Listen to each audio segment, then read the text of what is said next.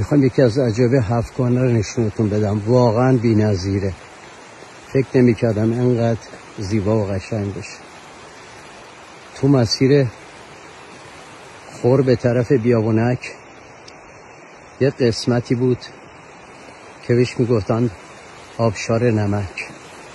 من فکر نمی‌کردم نمکم به آبشار داشته باشه و واقعا وقتی اومدم اینجا رو دیدم به عظمت خداوند پی بردم که چگونه از اینجا داره نمک از دل کوه میاد بیرون. چقدر زیبا و قشنگه، چقدر بی‌نظیره.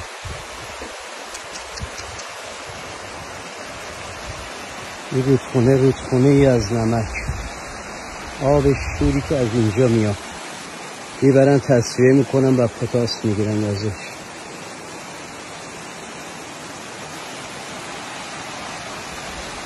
عظمت خداوند، لا اله الا الله.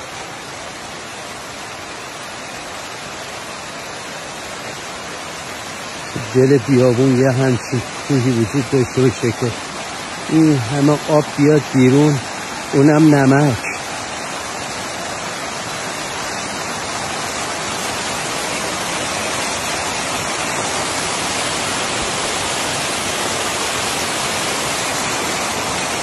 خدای عظمتش شد.